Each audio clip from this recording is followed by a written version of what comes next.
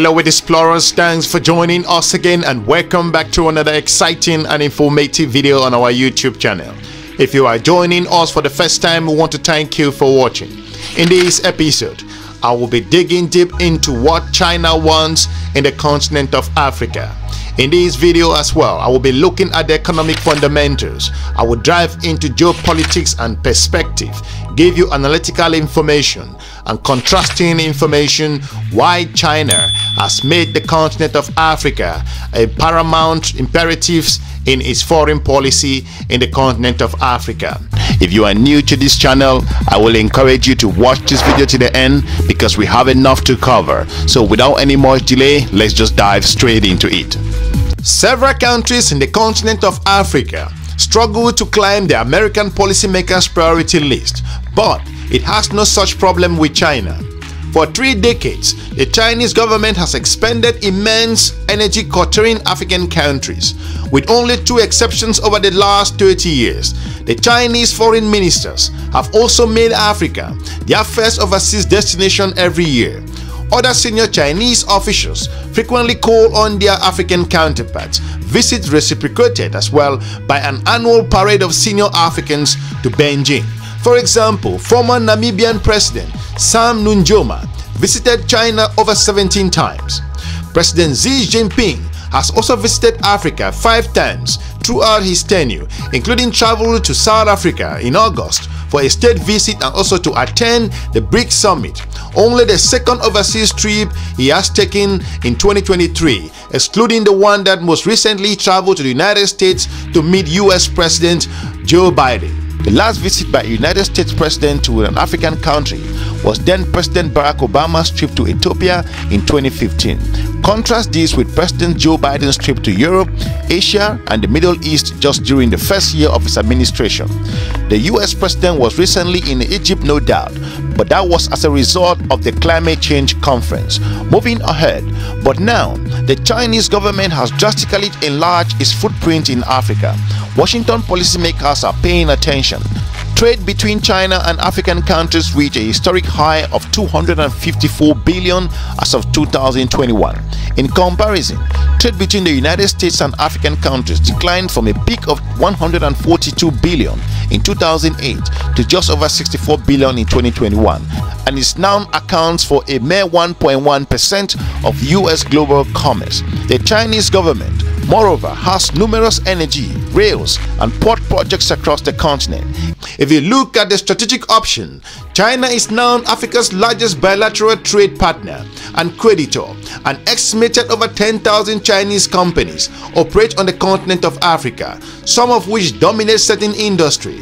Last year, for example, Chinese firms won nearly a third of all African infrastructural contracts, worth more than $50 million US.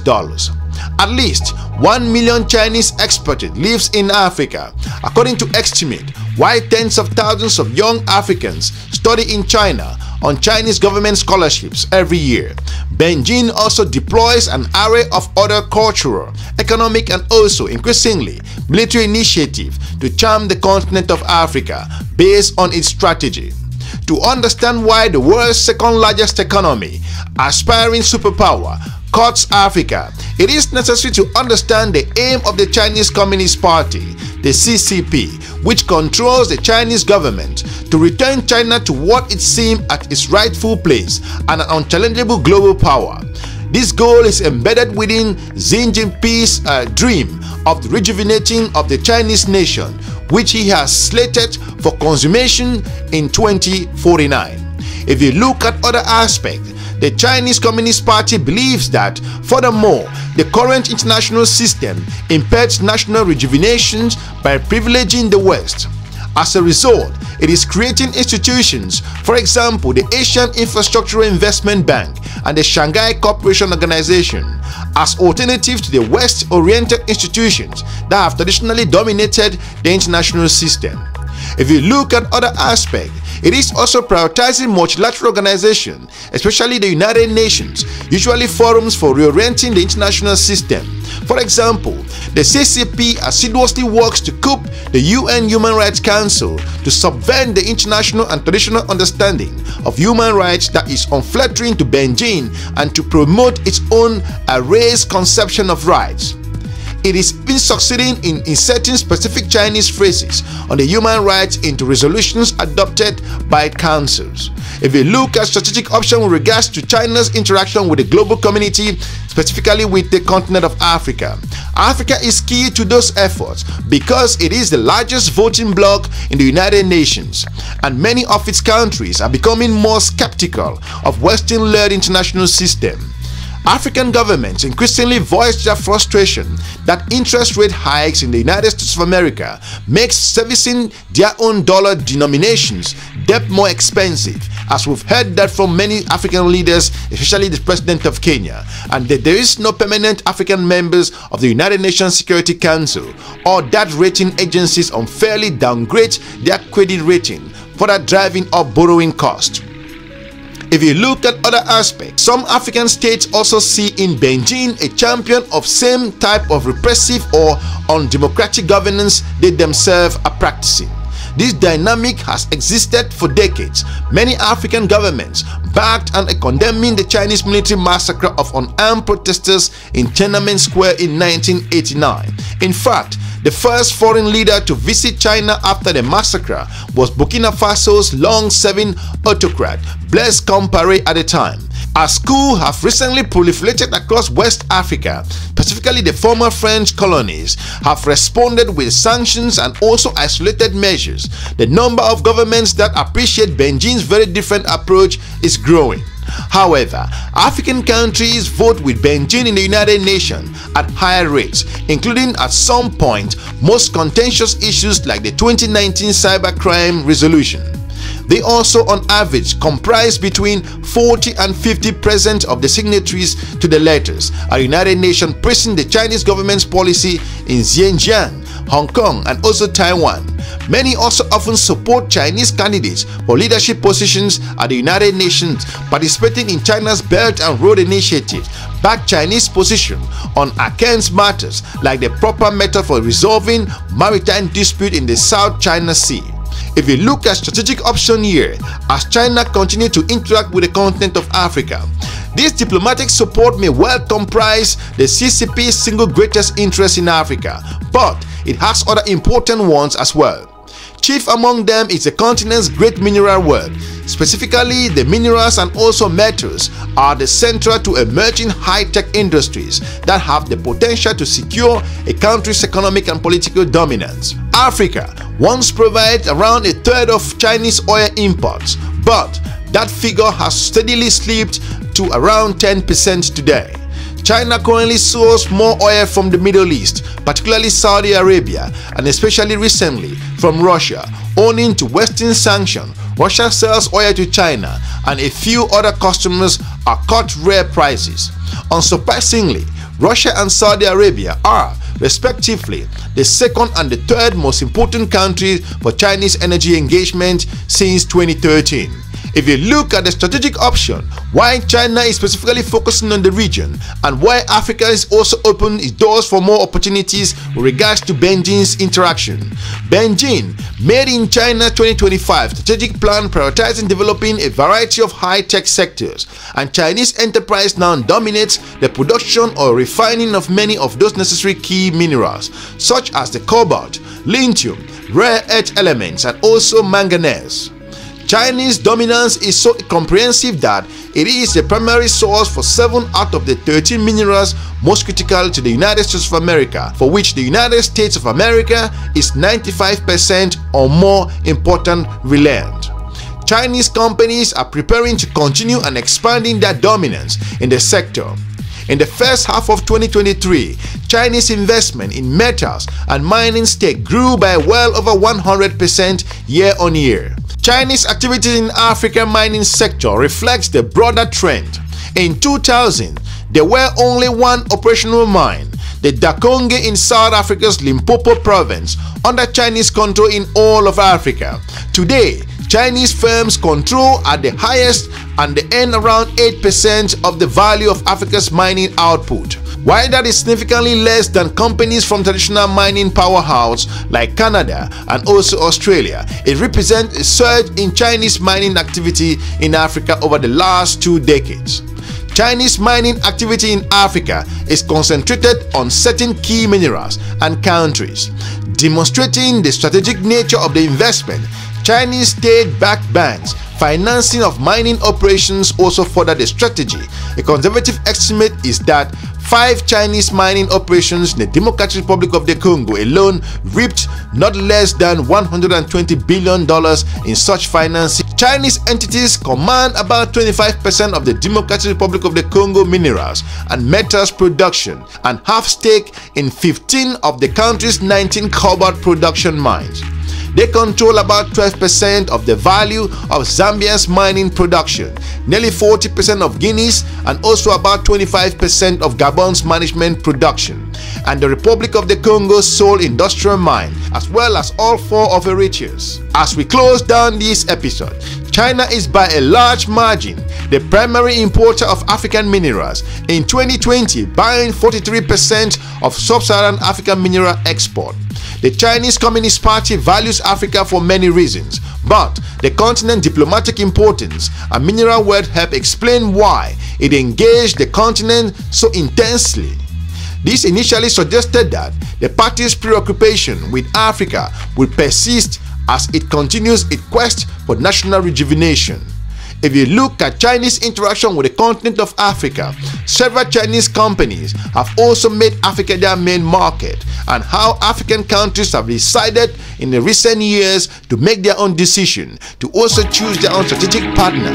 As you see France continue to withdraw its presence in the continent of Africa, and also Russia entering into the continent to move ahead with its strategic operations, China, the United States of America, and the European Union will continue to engage the continent of Africa. It's all left to the African countries and governments themselves to make their own strategic move and also stand their own grounds. For those of you who feel that the continent of Africa is not important and does not play any important role in the global community, you have to think again. The continent of Africa is poised to make strategic decisions in the next century. We want to thank you for watching. If you are new to our channel, we encourage you to subscribe, share our video, and we encourage you to watch other informative and educating content on this YouTube channel. We are looking forward to meeting you soon on our next episode. Have a good day. Bye-bye. I think it's really critical that this is taking place in China. As you know, China is the second largest economy in the world, a driver of global growth. So having a gathering like this with key business people, key policymakers and politicians at a time of heightened global tension, I think is a very good thing, because we can all listen to what China is trying to do. One, for its economy to recover and keep driving the global growth, keep contributing. Two, how is China feeling about these tensions and how can we cooperate better globally? Because we cannot solve the world's problems unless the 2 big economies, the 2 big powers get along. China is probably one of the poster children for the success of the multilateral trading system. Since it joined the World Trade Organization in 2001, China has done phenomenally well. Its per capita income has increased over 12 times. It's now the largest exporter in the world, is the second largest importer. So on all counts, China has done extremely well, and as everyone says, it's critical to the world economy. So what happens to China is of consequence not only to people in China, but to everyone around the world.